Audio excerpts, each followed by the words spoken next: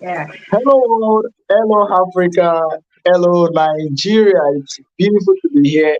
And especially today, I feel so excited because we're celebrating the International Day of the Girl Child. And somehow, I have a soft spot for girls, ladies general, females generally, because I was raised in a family of all boys. All right, my elder sibling is a boy, my younger sibling is a boy, so we're three, and we're all guys, plus my dad. So the only female I grew up with was my mom. And that's why there's almost no time I teach. I don't refer to my mom and my parents generally. So I love girls, let me put it that way. Okay, I like to talk to girls. And so today there is no better way to celebrate this occasion than to talk about the major values that build the quality of women that we need in our future. So we have a guest in the house today, and that's Esther Ayodele. Welcome, Esther. How are you doing today? Good to have you here. Thank you. Thank you so much. You're welcome. All Thank right, you. so I'm going to get off the screen shortly. Esther's going to be teaching us fundamentals to building visionary young ladies and girls with character, work, and excellence. So we're tired of seeing nonsense. We're tired of seeing naked girls. We're tired of seeing low and cheap of value girls everywhere. Want to see character, want to see virtue, want to see excellence in ladies with unbendable quality of lifestyle and a non-negotiable, pressure-proof future. That's what we want to see. So I believe Esther here, she does amazing stuff. I wish I could read her bio. I mean, just check her out. We don't have a lot of the time. But Esther is doing an amazing job, and I want to say well done. I celebrate you. And yes, Happy International Ladies Child Girl Day to you. Thank you. Yeah, so you can take over, please. Thank you. All right. Good evening, everyone. Feels so good to be here tonight. And happy International Day of the Girl Child to you. So yes, I said I was going to share my story for those who are joining because they want to hear my story. Welcome, because truly I'm going to be sharing my story tonight. I believe that my story is that of a young girl who experienced, just like the team says, victims, voices, and not victims. So I think my story is that of a young girl who experienced victimizations and was able to stand out as a voice with vision, was able to stand out, has a voice, with character, with excellence, with godliness. So yes, I have a message for you tonight, and yes, my message is embodied in my story. Then, as you listen, I'm going to be giving you tips, lessons, pointers. I have a lot of pointers in my notes tonight that I want to share with you, which will help you transition from a victim to a voice, which will help you develop character, godliness, to help you become a visionary lady, visionary girl, whichever one you are listening to me. So yes, tonight let's start with victim. Let's start with victim because I believe that's the problem. So we need to address the problem first. Then we go to who we want to become or the kind of people we want to see in the society. So who is a victim? A victim is someone who has been maltreated, someone who has been abused, someone who has gone through some form of trauma or torture, someone who feels helpless, someone who thinks everyone is to be blamed for whatever goes wrong in their life, someone who thinks that the world owes them everything. That's who victims are. So you find yourself doing things for people to validate you, doing things for people to sympathize with you because you feel like maybe if I act like everything is wrong with my life, then people are going to pity me, they will give me things, they will take me in, they'll be my friend. And maybe if I just mess up my life, maybe if I have a a very tough story, like a touching story, to share. Sorry. So maybe if I have a touching story to share with people, then they are going to sympathize with me, and from there I'll get help and all of those things. And I'm yet to announce to you tonight that it does not always work that way. Victims will always attract victimizations. Victims will always attract victims like them. Victims will always be helpless. Victims will always, they will never leave that state that they are as long as they think of themselves as victims. You are a voice, and you are a lady with vision, with character. You are a lady because this is God's picture for you. This is God's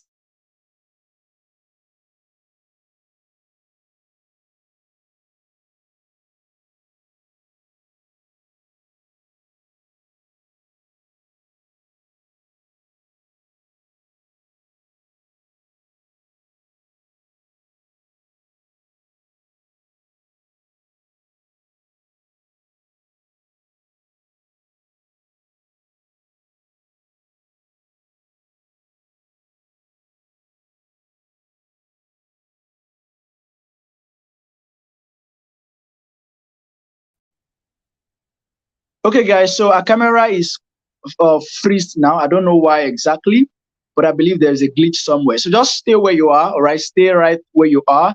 She's going to join us shortly. I want to believe it's a glitch somewhere. Once she rejoins, we're going to get her to be on the call again. So once again, you're welcome, everybody. I'm so excited to welcome you here. We're still on the show. uh, voices, not victims, all right? And we're doing this to commemorate and celebrate the International Day of the Girl Child. And I think she's got a beautiful start there. She was talking about how that victims attract victimization. And I think I buy into that school of thought because the truth is you attract what you think of, all right? What you embody is going to be attracted to you. So if you're someone who believes that you're not good enough, you believe that everybody should pity you, believe that you should get things for free, you believe that everybody owes you something, you're going to lead your life like that. You're going to live your life like that, and that's not the way God wants you to live your life. So she started on a point that she has a story, and her story is that of victimization. I really want to hear that, so we can learn one or two things from there. But this is the point. The different forms of abuse, it could be sexual abuse. Trust me to mention that first. That's what I talk about. All right. Yeah. Okay. I talk about sexual abuse and addiction. So, pardon me. So we have sexual abuse. We have trauma. Right. We have the emotional abuse. We have the verbal abuse. People using words that are derogatory on you. People use words that are, hurting to you. Say because of a physical uh disability. All right. Maybe physical, maybe complexion. It could tell you something like, see your black head. I mean, that statement alone, yes, is abuse, right? It could tell you, say you're short, be like summary. That's abuse. Parents who shout at their children. There are certain parents who they take delight in cursing their children, in comparing them to objects, animals, nasty things like that.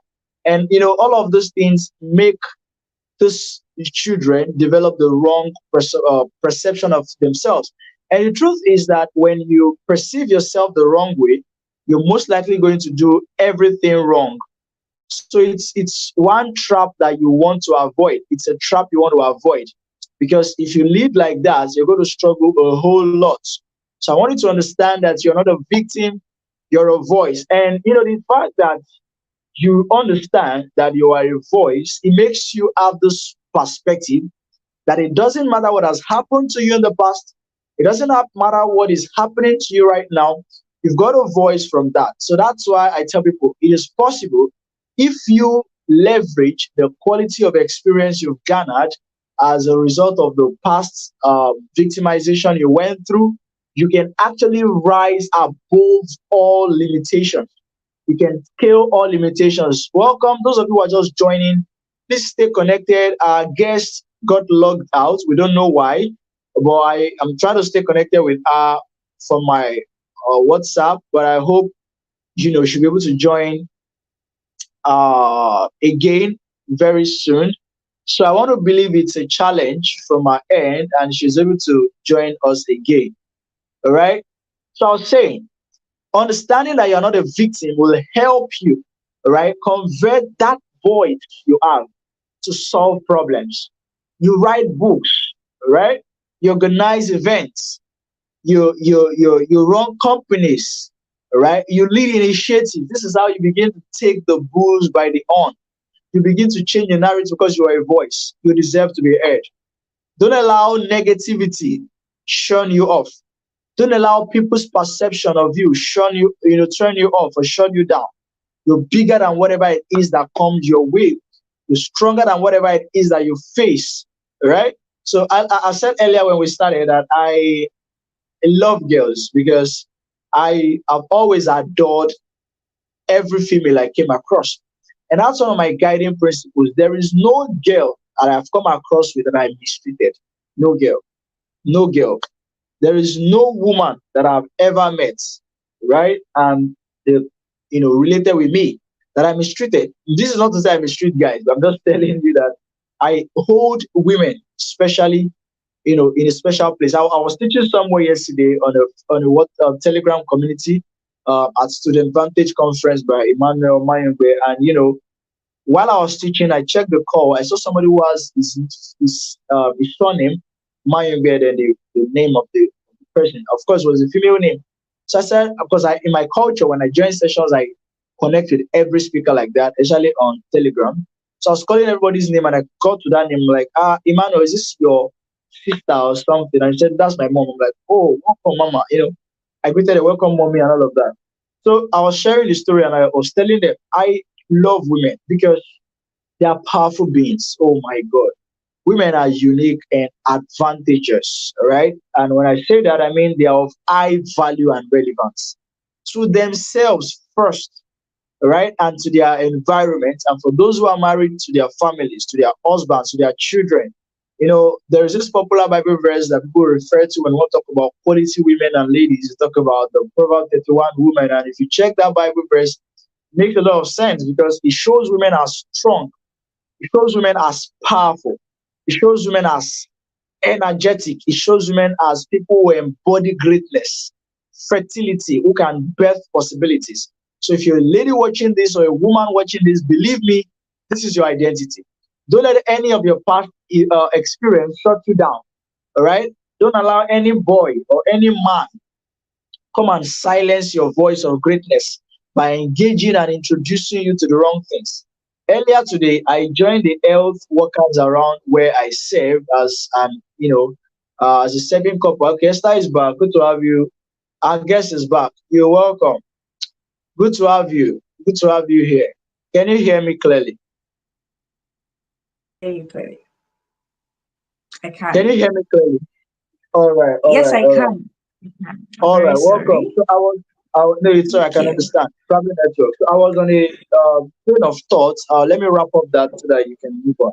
So I was saying earlier today, I Okay. joined a group of health workers around where I serve. So the adult orientation was more like an outreach where they were going to sensitize. They've been going to schools, right? But today they had to visit the market because there was this sensitization for misuse treatment and then the warming and of course they leverage the fact that today was the International Day of the Girl Child. So I had the privilege to talk to the my it was funny because they speak Ekpeye, they call the language Ekpeye in this area. I stay in Alhuda, I'm living in Alhuda River State. So they speak Ekpeye and I don't understand the language. The little I know there, I've been able to learn is just the greeting. I think Eloma was his evening, Eyekuma. I'm not even saying it correctly, come alive. You know, so I got to the market. Of course, I didn't know how to like speak the language. So I was trying to speak pidgin. The pidgin was not pidgin in there. So I had to speak English. I spoke English, and the other guy was interpreting in the language. So I was telling them how that they shouldn't go out to give their girls out in early marriage and all of that. So I said all of that to say that I've been interested in girls all along. And believe me, there's no girl that can come and tell me at one time this guy did me this. No, no, no, no. Because I value women, because I know the value they carry to the world. It doesn't matter how young they are powerful. You guys are powerful, Esther. You can go ahead. You guys are powerful. I mean, right? So I'm excited. Let me go backstage and start looking at the things you're sharing. Thank you. I want to be you welcome. Yeah, you can go ahead. Thank you.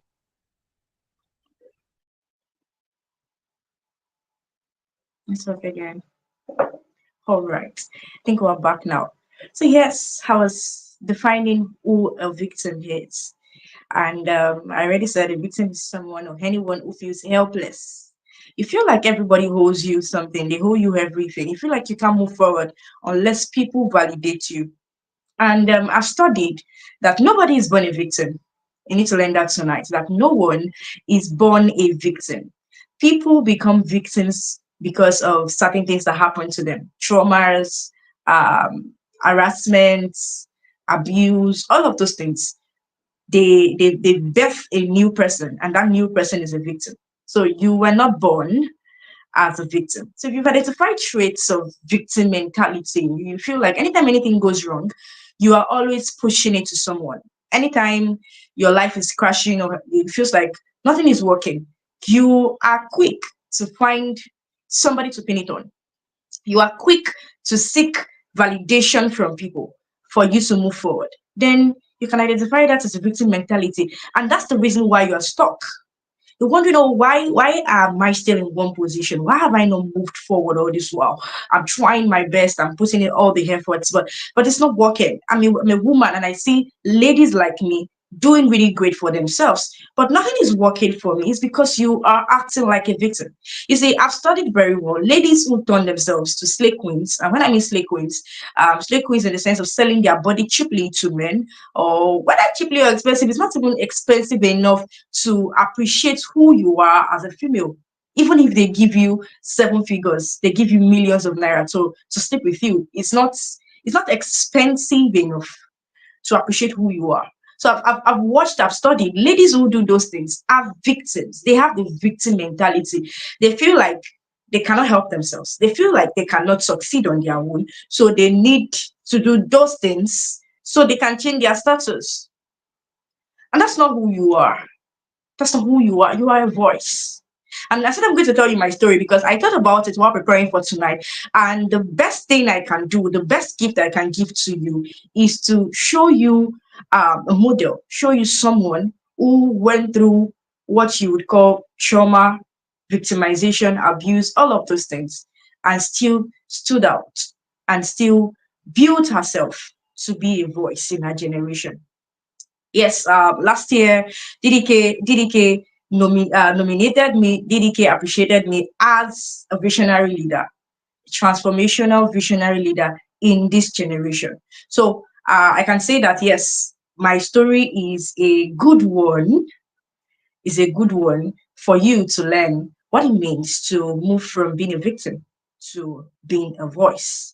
For you to learn what it means to be a visionary woman, what it means to be a woman of character, a woman of excellence, a woman of godliness. I think my story is so. Let's get to it.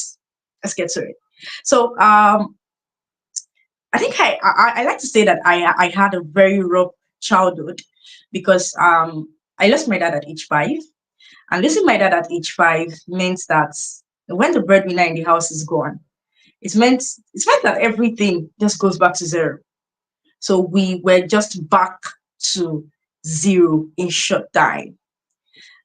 Losing my dad at age 5 meant that I lost my dad early. So there was really nothing like will or all of those things that you could, the family has to leverage on, give this one to my child, give this one to my wife. And so there was nothing like that. We didn't have anything like that. So basically everything was just taken from us and we had to start from zero. I was just 5. I had elder ones who were at least grown, but I was just 5. And I'll tell you that that was the beginning of rough moments, tough days for me. Because when I lost my dad, it was the same year I lost my dad, was the same year my mom lost her mom. I lost my grandmom and I lost my dad that same year. So all on just one woman. So you know how mentally draining it was for my mom. So yes, she did not have the time to attend to her children at that point because she needed to bury her husband and she also needed to bury her mother at the same time. So yes, I had to live with someone because my elder ones too, they were grown but not as grown as taking care of, you know, a child. They were taking care of themselves too. So I had to leave. For days I lived with a neighbor. I lived with a neighbor who did so well in taking care of me, but you know how tough it was trying to. I can still remember clearly eating a food that was so peppery, so peppery that oh my god, I could not eat it. And then you are being beaten, flogged for not eating or for wasting food. And it was not really because I wanted to waste the food, but it was just too peppery. It was not my mom's food. So yes, I dealt with that for a few days, and from there I was moved or shipped to another house to live another for another 7 years, I think. Yeah, for about 6 years.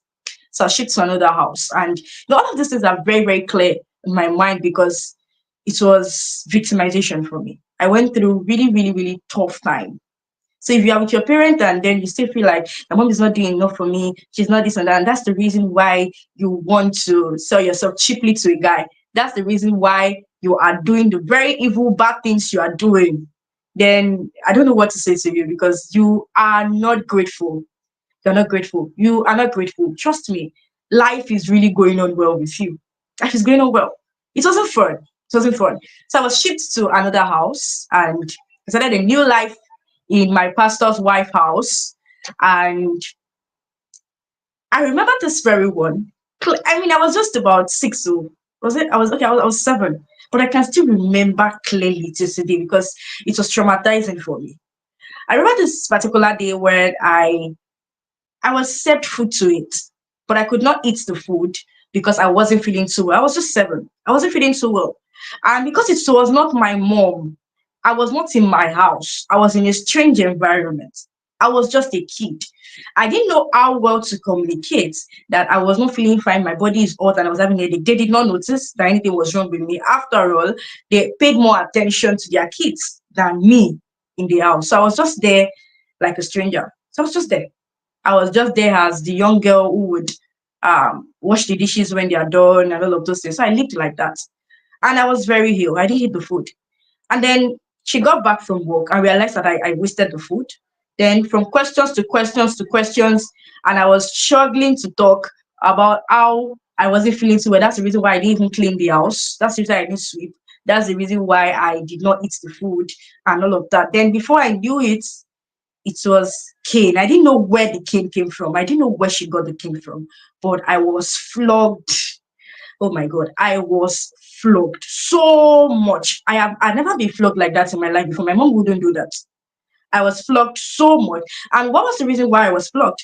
The reason why I was flogged was that you are not feeling fine and you did not tell anybody. What if anything happened to you? That was the only reason. That was the reason why she flogged me like a goat. I was flogged so much. And actually, I didn't know how traumatizing that was for me because it made me someone who kept to herself for a long time. And even till now, I'm still trying to shed off that only me mentality of I can do things all by myself. I don't want to be with anyone. Even till today, I still struggle to be like stay with people because all of those things traumatized me. It traumatized me. So I lived like that. You know what it means to live in that kind of a house. So I lived like that till I was 11. I was 11, yes. Before my mom was stable, she had been able to put things together, build a house, and all of those things. And then I was taken back to my mom. And then getting back to the house, you know how it felt, staying away from your siblings for about 7 years. And so I got back to the house and I felt like a stranger child. There was no bond between her and my siblings, and I had to start living that life of I had to start catering for myself right from being a young girl. So I got back to my house, started secondary school. My mom enrolled me in the school. I was doing well, we're doing fine. I wasn't talking to my siblings. I wasn't talking to my siblings. Everything. I wasn't talking to my siblings. It was just my mom. There was nothing that went wrong with me that anybody knew. Because even while I was in the house I left, I remember there was this time I was sexually harassed by the woman's brother. Yes. Sat down, played porn live in front of me, hoping that I would get aroused so he could sleep with me as a young girl. I was, I think I was just 8 as a then. No, I think I was 9. I was 9. So hoping that he would sleep with me because it was just the two of us in the house. And this uncle, uncle, uncle, uncle kind of a thing. That was the way it was. But then, thankfully, that I was wise enough to shout, and that scared him, and don't say anything, don't tell anybody, all of those things. Until today, I don't think I told my mom till she died. I don't think I did. I didn't tell anyone because it was all of those things were just in my head, and I grew up with it. So by the time I was 13, I knew too well that your life is yours to live. Nobody is responsible for you. Nobody is responsible for anything that happens to you. Nobody is responsible for whatever you become. Because I looked around me clearly, and there was really no one who really cared about what I did in my life. And that's why I'll be sharing some tips tonight. Sharing some tips tonight. And those tips were the very pointers that helps me live through all through my teenage years now to adulthood, and how I was able to transition from all of those traumatizing moments, keeping them together, and able to stand as a voice, able to live above it and not mess around, and still be the woman I am today. I tell you that it's tough.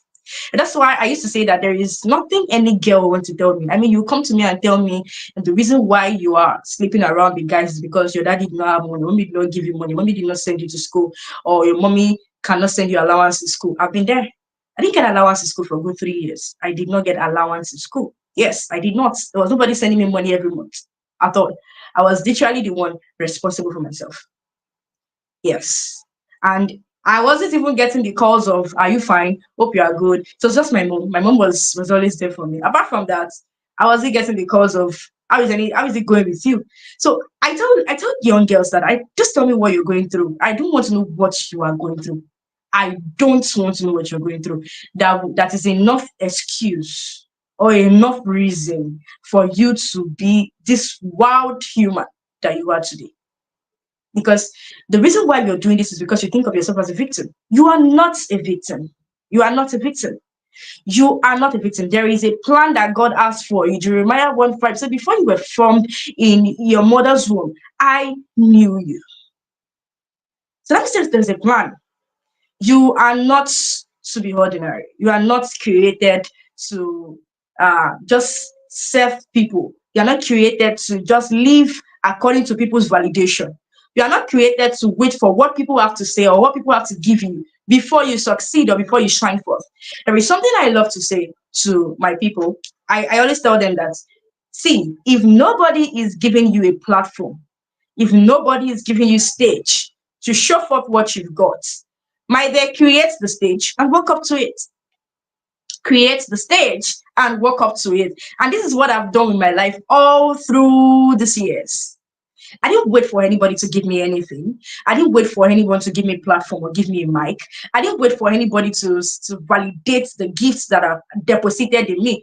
I stood out. I stepped out myself. I showed up in front of people with confidence, and I told them this is what to do. I know how to do this thing. And this is how you should do it. And it works.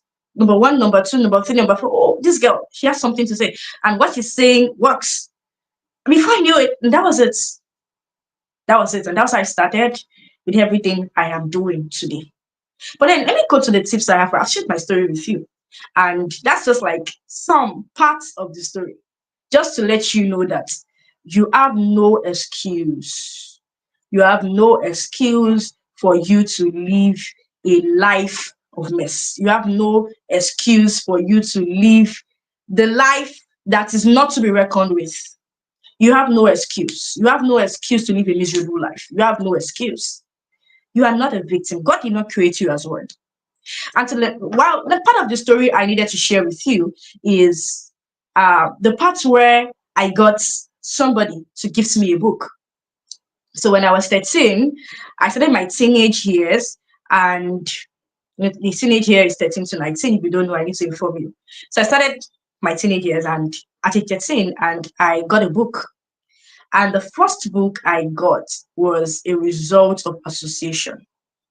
So I met this guy, and it felt like, this girl is very, very intelligent. You're intelligent, and I am reading a book. He said his lecturer gave the book to him, and he wanted me to read the book. So he said, Esther, my lecturer gave us this book, and I think it would be good for you to read the book. So he gave the book to me, and the book was Self Improvement 101 by John Maxwell. Self Improvement 101 by John Maxwell. I don't know if it is still available right now, but it was a small green book. And I'm going to share with you some things from that book tonight. He gave me that book, and for you to know that I still document. Yes, age 13. I wrote the tips in that book, the very pointers that would help me walk this life journey. I wrote them down, and as I grow, I keep copying it from one book to another book to another book, just so that I do not lose touch of those insights. So he gave me that book, Self Improvement 101 by John Maxwell. And I was not a reader. I wasn't a reader. I mean, I hated reading so much. I was more of the mathematics girl. I hated reading so much. So, but then I collected the book because he was a fine boy, and it was my crush at that point. So I was like, okay, let me read this book to impress this guy. Okay, I read the book. okay, okay, okay. So yeah, I actually collected the book to impress him, and I started reading the book, even though it took days. But as I was reading the book, it started making more sense. You know, when you are reading a book and the book just stands out, like every line is like bolding. Every line just resonates with you. So I started reading the book, and I was like, oh, when I thought I was done, I needed to start read it again. And this time around, write out those points. Because yes, I've always been an intelligent girl. So I have to write out those points so that I can go back to it and start working. Because in that book, I was assured that if I practice everything I learned in that book, I will live a purpose driven life. I would become one of the top people. I would become like the role models. I actually loved them.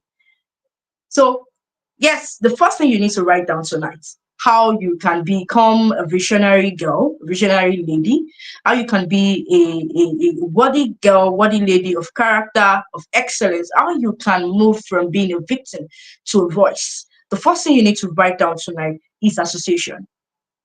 Yes, it's association. Thank God for that guy. Thank God it was not some yellow socks and boxer by the hip, and not just it was not one of those guys. Thank God it was a guy that really knew what he was doing.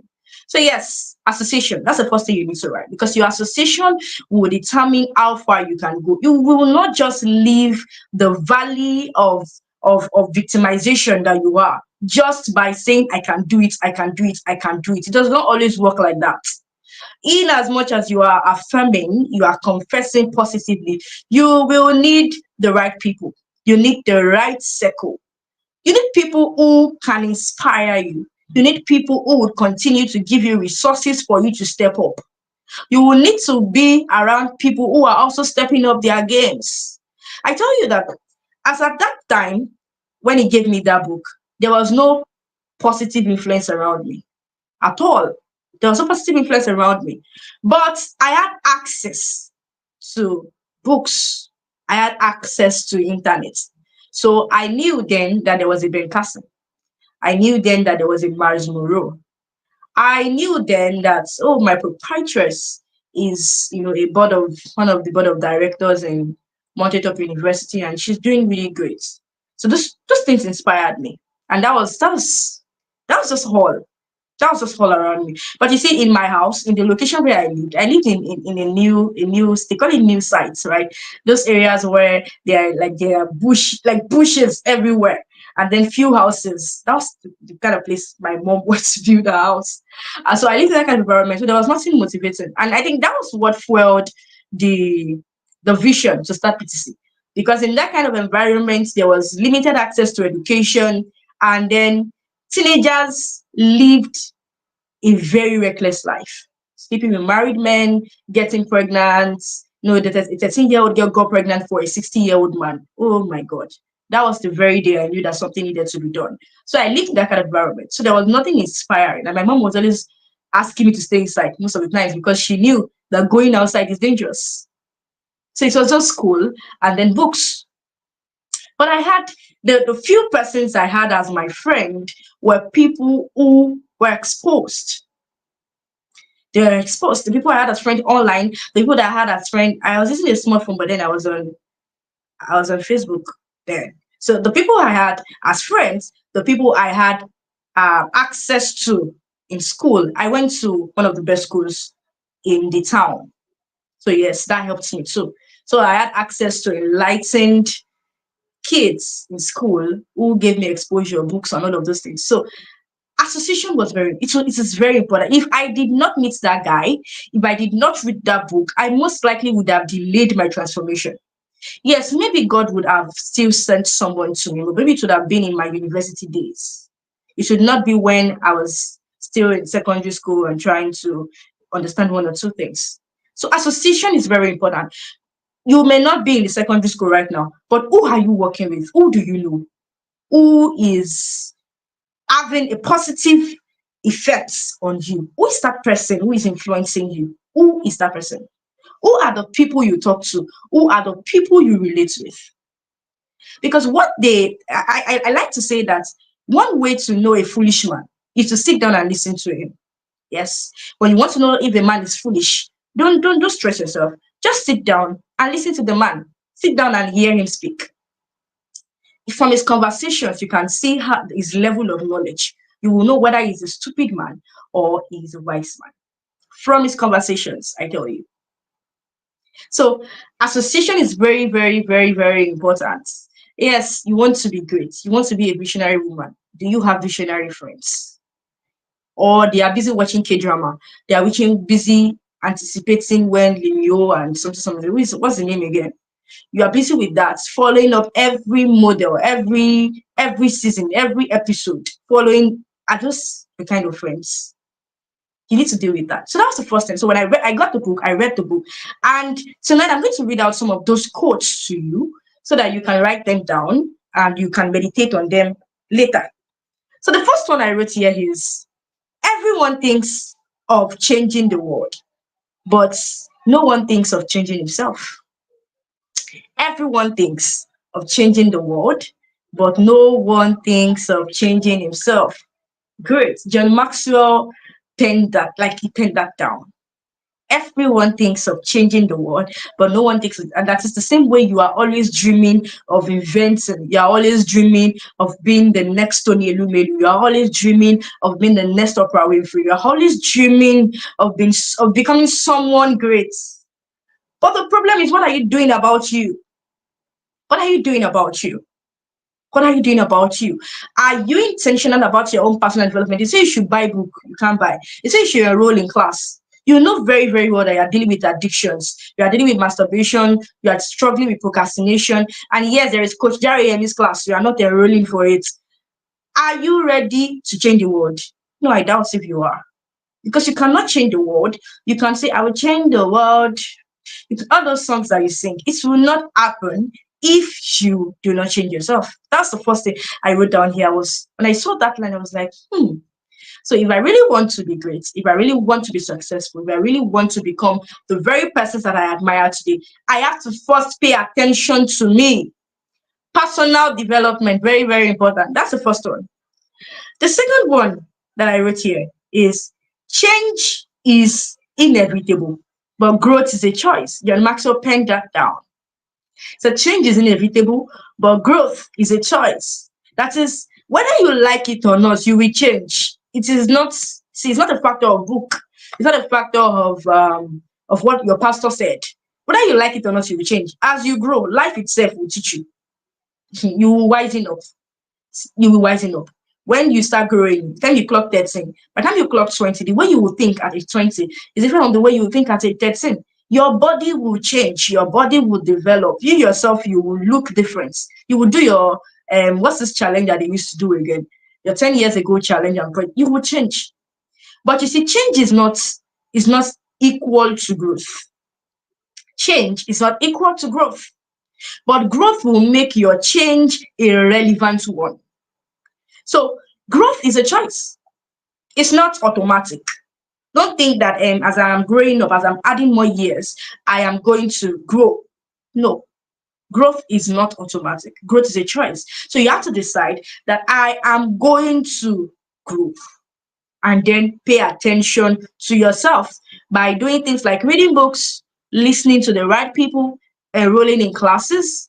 Taking you yourself will sit down and talk to yourself, and you will tell yourself that this is what you have planned for 5 years, Esther. This is where you're going to. So you have to sit right and do this and do that, do this, do this, do this. Put this in plan for you to get to where you're going. That's number two. The third one I have here is that you can be young once, but you can be immature definitely. Did you get that? You can be young once, but you can be immature definitely. That is, it's only possible. You can only be 13 once. You can only be 17 once. But you see, immaturity, you can be mature for as long as you decide to be. For as long as you don't pay attention to your growth, you can be very, very immature. Who told you maturity comes with age? That's a big lie. It does not always happen like that. See, maturity does not come with age. Maturity comes with growth. And when I mean growth, I'm not talking about body development. I'm talking about personal development, paying attention to your soul, to your body, to your spirit, paying attention to your logical thinking, paying attention to your decision making process. That is growth. That is growth. And its growth comes with maturity. Maturity comes with growth. That's it. Maturity is not something that has to do with age. So that's the third one. The fourth one I have here is that it says the greatest enemy of tomorrow's success is today's success. The greatest enemy of tomorrow's success is today's success. So glory to God, you are done with secondary school. But can you push further to continue your education? When I finished secondary school, um, I had every reason for me not to go to the university. Trust me, I had every reason for me not to go to university because there was no money. There was no money. I remember the first jam I wrote and I didn't get admission. I didn't write jam immediately. I was done with secondary school because there was no money. But then I wrote the second year. And the first jam I wrote, I remember, oh, you did not give me admission. And while I was crying, my mom said, don't cry. Maybe God knows that there's no money. That's the reason why you did not get the admission. I know at that point when you're like, God, is this really going to happen to me? Like this, we tell ourselves that God did. Well, only God understands. But that was just it. That was just it for me. At that point, I could have just given up. I could have just, I think I had 267 or so that year, and everybody was saying, "Wow, that's good. That's very this and that. You should not waste this." What will I do? I wasted it. I wasted it because there was no money. But you know what? I didn't give up. I did not give up. I went to work. I went to work. So I went to work and I saved more money. So that this time around, nobody will give me an excuse that this is the reason why you are not going to go into the business. And that's why when I see young girls say to me that, Ma, there's no money, that's the reason why I'm not doing it. I'm like, you are not sure you know where you're going. You are not resilient enough. I tell you. Because trust me, there is a way you will help yourself that life will send help to God will send help to you. Life will bring people your way. There is a way you will help yourself that people will be attracted to you because they will see the resilience. They will see the strength in you. They will see how much you are working hard to make things work. But there you are, comfortable with the Yahoo guy down the streets. messing up with your life, and then you are wondering why nothing is working. It doesn't work like that. It doesn't. So I saved more money, went to work, saved money, got my jam form, went to start for Positemi, I paid for it, got my Positemi form, and went to Positemi, and this time around I got admission. Saved some money. At least I know that even if anything wants to go wrong, I am definitely going to get to school. Then find a way to sort myself from school fees and leave you that thing. And glory to God, it was all sorted. Somehow, help came and everything, the story changed, and we became very, very fine in very short time. It felt like magic to my mom. Everything just changed at that very point. So why am I telling you these stories? I promised I was going to tell you my story tonight. But why am I telling you these stories? I'm telling you to tell you that there is no excuse for you not to get to that level that you want to get to. There is no excuse for you to not fully embody the person, the personality you envy, the personality you desire, the personality you have always looked at for years and say, oh, this person, I'm really going to be like this person, and I'm going to be better than this person. There is no excuse for you not to step into it. There's no excuse for you not to step into your purpose and your assignments. There is really no excuse. And so don't say, after all, I'm a secondary school graduate. So that's fine. Ladies you should be intentional and strive for more. Yes, because you're a woman and you end up in a husband's house. That's a very wrong mentality. You need to end up in a husband's house. Fine. But ending up in a husband's house does not put an end to your life. Yes, because even if you are a somebody who is not intelligent and all of those things, I tell you that striving for more will put you in a better place, even in your husband's house. Say, I'm not more of a book person. I'm not a book person, but it's just fine if I am just like this. After I'm going to go to husband's house. You have to stop thinking like that. Even if you are doing business, you have to strive for more. You have to strive to succeed. You have to strive to develop your own self. And developing yourself is not just limited to academics alone. You have to develop your emotional being. You have to develop your mind. You have to develop yourself for parenting. You have to develop yourself in all round.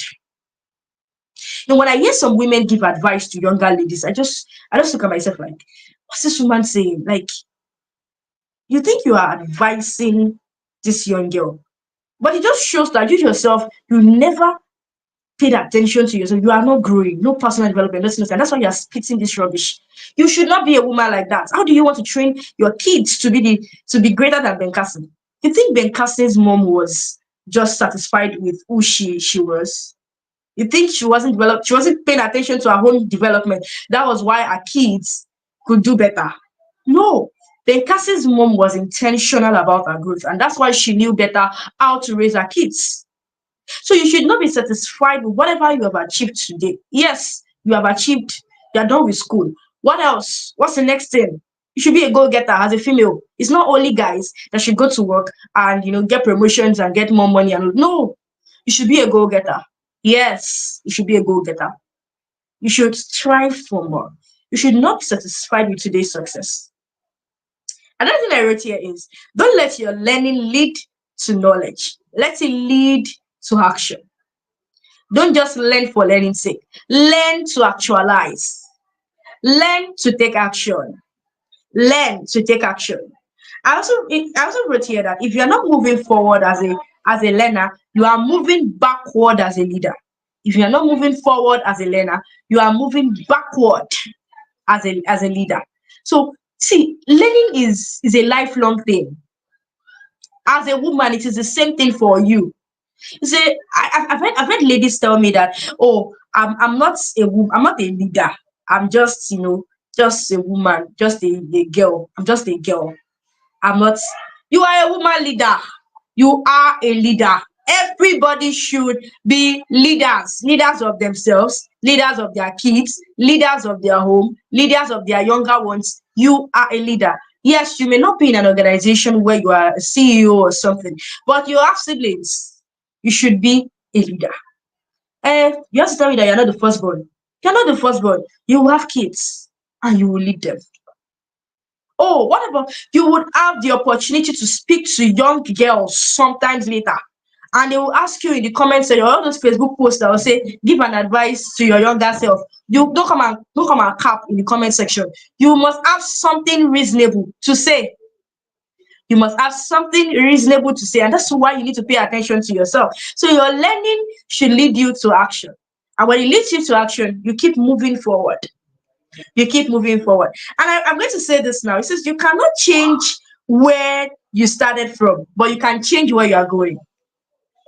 You cannot change where you started from, but you can change where you are going. You cannot change where you started from, but you can change where you are going. You should not keep focusing on the past. Now, oh, I really wish I can be like you, Esther Yodele. Glory to God. You are now here now. You can change where you're going. You can change where you're going. If you've lived your life without direction, without instruction, without purpose, you can still pivot today. You know what it means to pivot? It means that you could be going in this direction, one direction now, and then you're boycotting that to go to the next one, the next direction. There's a turning by the right or there's a turning by the left. You can switch. Yes, you can change direction. Now, you need to know where you're going. The first question you want to ask yourself is, where am I going in life? Where am I going in life? Where am I going in life? This will change your mentality from people don't love me, people don't like me, people are not doing anything for me, people are not helping me, people are not. It will change your mentality from all those things that you think to, I need to be better, I need to be great, I need to succeed. You need to know where you're going. You need to know where you're going. Write it down. This night. Where am I going? That's a question you want to ask yourself. Where am I going? Where am I heading to? Because this will actually inform even the decision of a partner.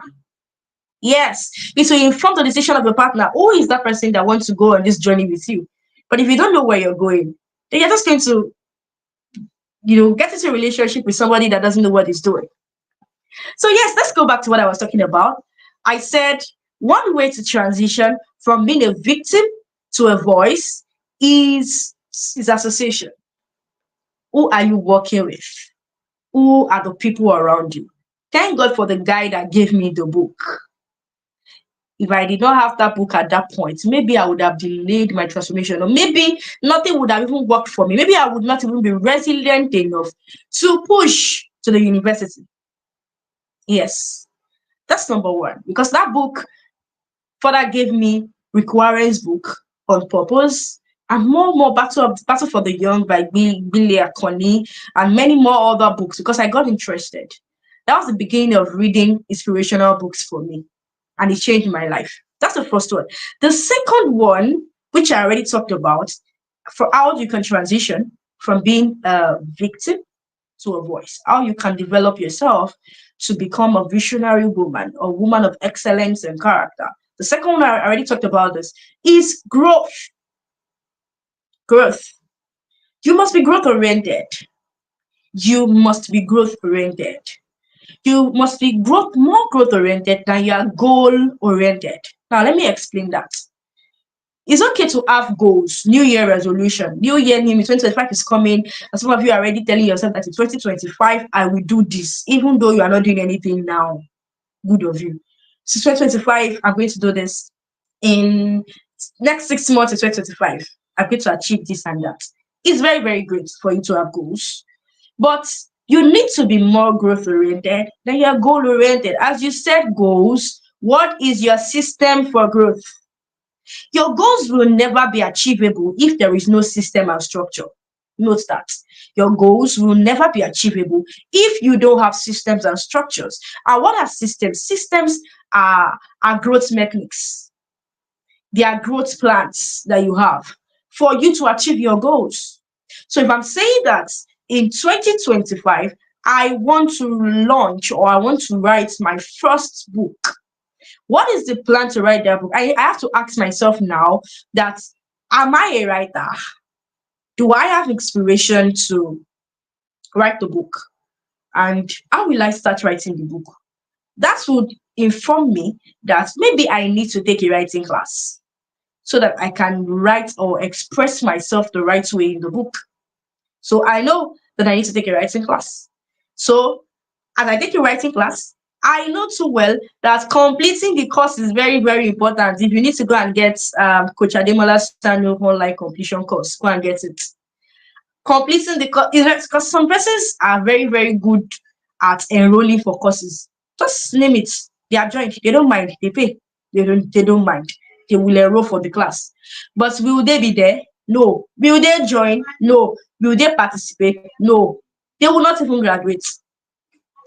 And so they will collect and they will collect the certificate and post it. And they know deep down, maybe you are one of these people, deep down that you did not attend the class. You will know deep down that you don't know anything. But you post a certificate for us to congratulate you. That's fine. But you must be growth oriented. Take the class and put what you've learned to action. Start writing. Then tell yourself that, okay, if I want to launch this book in March 2025, how many pages do I want to write? How many chapters? How many chapters must I complete in a month? All of these things are systems. They are structures you put in place to achieve your goal. And as you're putting the structure in place, it will inform you of the growth plan you need to have. What's the plan you need to have for your growth? What's the plan you need to have? What do you need to do for you to achieve your goal? So you must be growth oriented than you are goal oriented. That's the second one. The third one that I have here is service. Yes, service. Service. One thing that helped me as a young girl to live above all the circumstances I had around me was service. Yes. I told you that, okay, when I was going to school, everything changed and we were fine and everything started working and all of those things. I would tell you that I can trace that change to one thing, service. Because by the time I had helped myself do one or two things, people were like, oh my God, this girl, oh, is it this person? Is it this girl? Oh, she's here. I know her. I remember someone that was going to help me then. She said, oh, is it that sister that used to sing in the choir? Oh, that sister that used to sing in the choir. Oh, she's the one. Oh, okay, no problem. Just send me a message. That was it. And like that, like that too. Oh, well, what do you want to say? All of those things. And then it worked out. They're not even just working out for me. It worked out for the family as a whole. Why? Because of service. I give myself to service so much. There is anywhere I step my foot into, I am serving. Yes. Whether in church, whether in your organization, if I come to see you at your workplace, I will do something for you. I see you struggling to do something on your computer. I can do it. Oh, you need somebody to help you to teach a subject in your school. Don't worry, I'll come and teach it. I will come and teach. And that was it. I was like that. Just serving people, helping. And there's a mentality that Gen Zs have. And it's that mentality that when I am doing something for someone, the person is using me. And when they are not even using you, what is your use? I need to ask you, okay, they are not using you. So you yourself, are you even useful to yourself? That's the question. Because it is a very, very sad thing to know that so many Gen Zs are not doing anything with their life because they don't want to be used. So you would rather sit down in the house, press your phone all day, and do nothing. You are seeking admission. Oh. You are in the house doing nothing all day. Even to wash plate, your mom has to shout and shout and shout before you can do it. So you sit down, you press your phone, TikTok, Instagram, all day. By the time you are done, you go and visit BC down the street. You stroll and stroll back.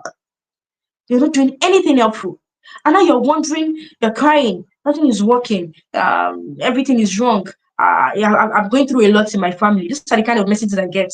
I'm going through a lot in my family, everything is not going well. All of those things. Teach yourself, what are you doing? I give myself to service. And it worked for me. It changed my life. Not just the fact that people helped me. It was the fact that I developed myself so much. There are many things I learned in the place of service. It was practical for me. I know how to do things. Sometimes people ask me, Esther, how did you learn ministry? How did you learn leadership? I learned ministry, I learned leadership from serving people. Yes. So I was doing all those things then. It felt like I was being used, but I was developing myself. So, as a visionary woman, you should drop your victim mentality. Stop throwing pity party around yourself. Step out and start doing things. Serve people. Serve people. When you see someone who is, you have a mentor, and the mentor is doing great, but you see that he or she does not have her schedules arranged.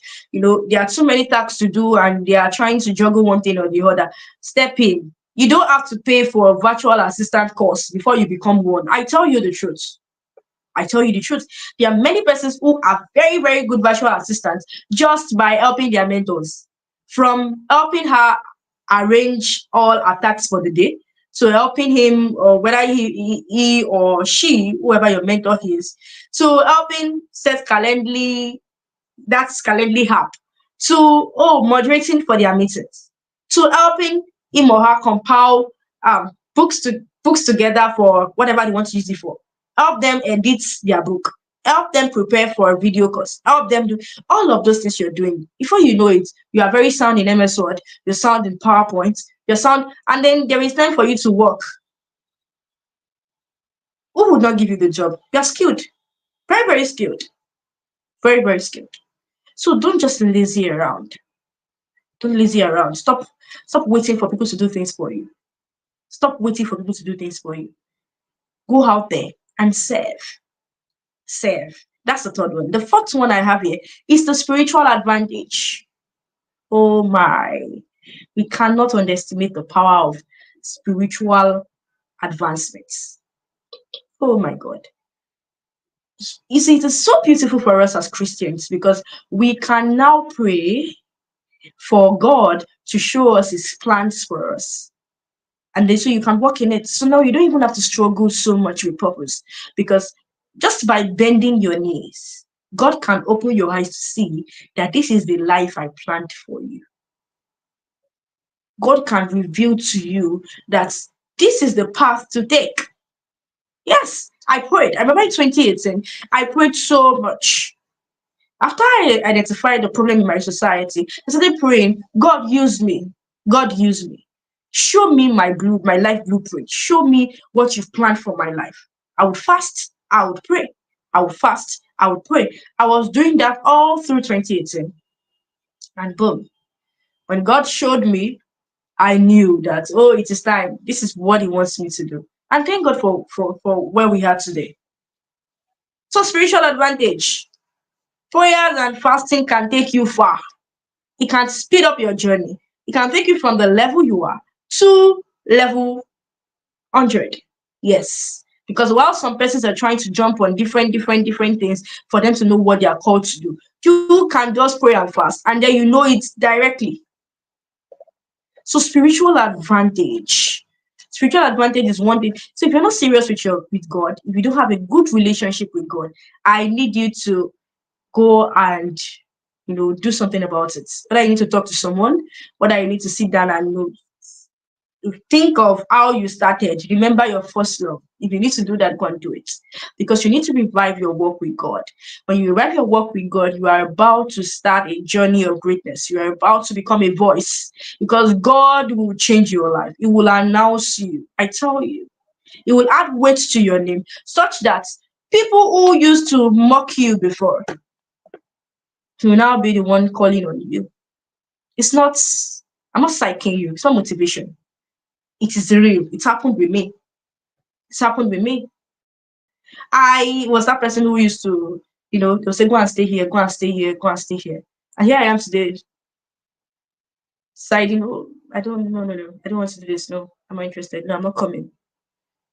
Like that today. So when are you coming? I've not seen you in a while. Yes. And I'm busy. Like, oh, Esther, she's I'm used to be asked, you view her status. So she's busy. She's always doing one thing or the other. Yes. Spiritual advantage. Spiritual advantage. It works. So go and do something about it. Your relationship with God, whatever state it is, you need to get it burning back. You need to get it burning. You need to be on fire, because God will take you from the level you are. And spiritual advantage is not just limited to putting you on the pulpit, like putting you on the altar where you now start preaching. That's not just what is limited to. I know you know that. I know you know that many people misinterpret it when we talk about building your relationship with God. They think the next thing is for them to go and be a minister. That's not what I'm saying. Yes, if that's your calling, that's fine. But I'm saying leverage your spirituals to know what you're called into, to know the sphere of influence you're called into, to know what God is doing with you in business, in career, in academics, in whatever area it is. Leverage your spirituals to get it. So I'm bringing this to a wrap now, and you're not a victim. That's what I want to say to you. You are not a victim. You are a voice. And I've showed you, 4 ways you can transition from being a victim to a voice. How you can develop yourself into a visionary woman, a woman of excellence and character. Number one, I said association. Very, very important. Who are the people around you? Go and evaluate. If you need to delete numbers, delete. If you need to block, block. If you need to sit down and talk, talk. You need the right people around you, inspiring you, giving you resources for you to step up. That's the first one. The second one, I said you have to be growth oriented. Then you are goal oriented. Growth, very important. Pay attention to your growth journey. That's the second one. The third one, service. Service. Nobody's using you. You are developing yourself. Service. That's the third one. The fourth one, spiritual advantage. So with this four, I strongly believe that you become a woman worth becoming. So I just want to say again, thank you so much for joining me live. Thank you, Coach Jare Yemi, for this session. What a good time we had.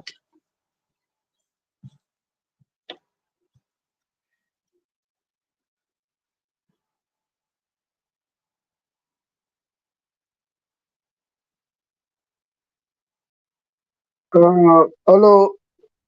Sorry. Are you done? Sorry, I had to.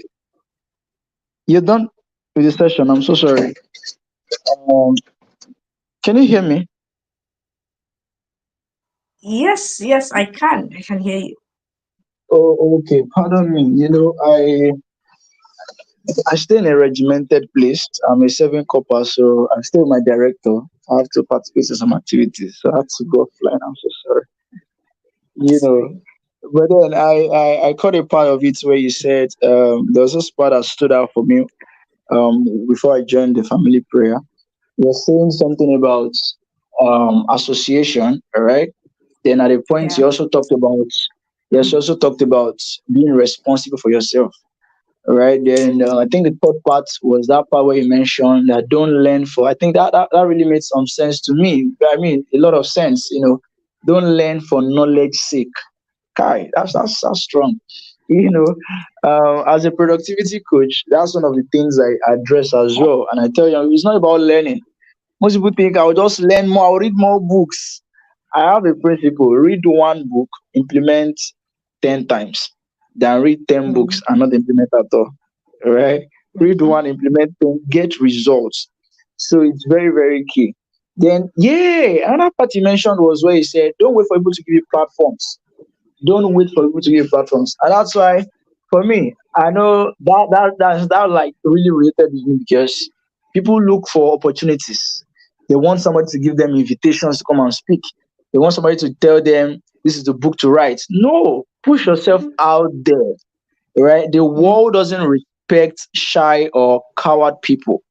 The world, as a matter of fact, the mhm, system of this world punishes the cowards. It punishes mediocre people. Right? So you've got to be mhm. audacious, right? With your value. Go out there and confidently put yourself out there. I got a notification on Facebook. Was it yesterday? And these memories now, all your posts from 2 years ago, 1 year ago, and all of that. So Yeah, I clicked on one of them and I checked a particular post I made. Was it last year? Where I posted my picture with I was holding two placards and I was wearing my sexual purity clothes, and the two placards were saying sexual purity fills your life with glory and all that. So I was like, describe me in one word. And I checked the comments, I saw one, it says bold. I was like, yeah, that's it. That's it, baby. that's You it. got to be bold. Yeah. People ask me, how can you be so bold with this kind of thing you're talking about? Sexual purity as a man. Ah, I say, eh. You know, You have I to be guess very bold with what you do, yeah, because um, if you are not bold with what you believe in, people are going to shame you about it. They make you feel like a that's right. terrible people. Terrorist. And that's why Uh-huh. this conversation of virginity and all of that, I cringe when I see girls say, eh, and because what? So you have to be very bold. I remember a time, I don't know if it's a lady or a woman. She reached out to me on Facebook and like, "Hey, don't be telling people to be saying publicly that they are virgins. Don't say that. They can go." I said they cannot do anything. Let us be bold. Although there's wisdom that applies to it though. But I just try to emphasize on courage, all right? Because Yeah. that's what gives strength to your voice. Mm-hmm. So, ladies Mm-hmm. and young ladies and girls, you heard, you are not a noise, you are not a victim, you're a voice. You deserve to be heard. People Yeah. deserve to listen to you. People deserve to come from the north, from the east, from the south, from the west, from all nations of the world to listen to you speak. Right? So thank you so much, everybody, for coming around. Esther, I'm so honored. God bless you Thank dearly. you. I Thank you see those so who much. joined. Ifeoluwa Olorunfemi, thank you. Ade, I saw your comment earlier. Ade, my G. Thank you. Thank you. All right. So any you want to say any last remarks before we wrap up, Rachel? Oh yes, to the ladies. Hi, I also need to tell you that don't compromise. Don't Mm, compromise. I love to tell my girls that if you ever get stuck and you are tired, you feel like nothing is working, look up to Jesus. And when you look up to Jesus and you are still looking for an external motivation, then remember that there is a girl, there is a woman called Esther Ayodele. And she pulled through. mm, So I yes. like that. Yeah, we are creatures of modeling.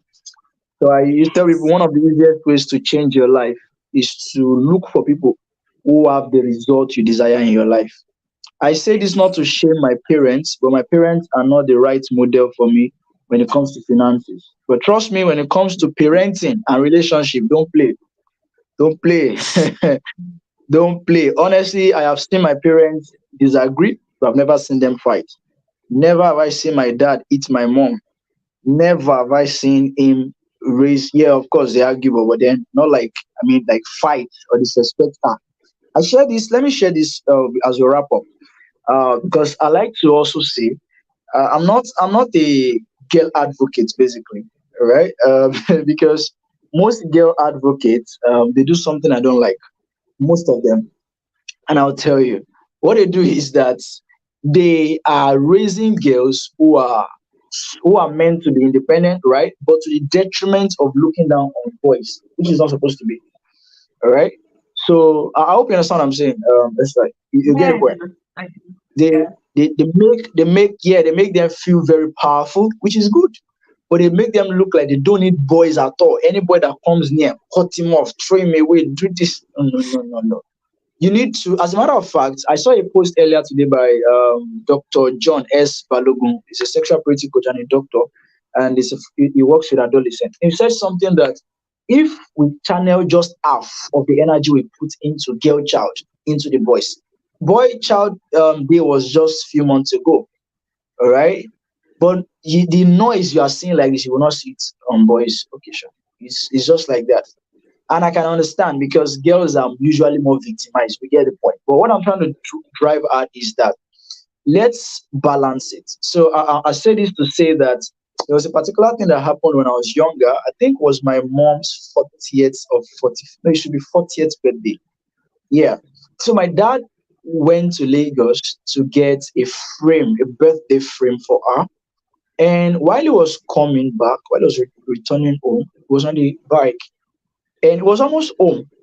Then the glass on the frame broke. Ah, that day I learned a lesson. My dad's eyes turned red. He almost cried. He almost cried. I saw love. I said, now that frame will like just crack. Not break, oh, like there was a crack. No, he wanted to present to the love of his life a perfect gift, and he cracked. I felt it that day. His eyes was so teary. My mom was like, "It's okay, it's not too bad." But in her own mind, she's like, I love you." I saw that. So I said that to say that as girls as well and as leaders, let's also train better boys. The boys we don't train will damage the girls we train. All right. So that's how it Mm-hmm. works. If we focus on just the girls, that's why in many homes there are no altars, there are no responsible fatherhood. We have fathers who are drunkards and mothers who are prayer warriors. It won't work that way, right? So the father, daddy in the kitchen, mommy, daddy in the parlor, mommy in the kitchen, children scattered everywhere, everybody just doing that. No. Right. So as we're training girls, let's also train boys. All right. So thank you so much, everybody. Esther, it's been an Yeah. amazing session so far. Thank you for coming around. Once again, I'm indeed honored, Thank and I look you. forward Thank to you. more opportunities to collaborate and do beautiful things in the future, virtually and on site. So thank you so much. Yeah.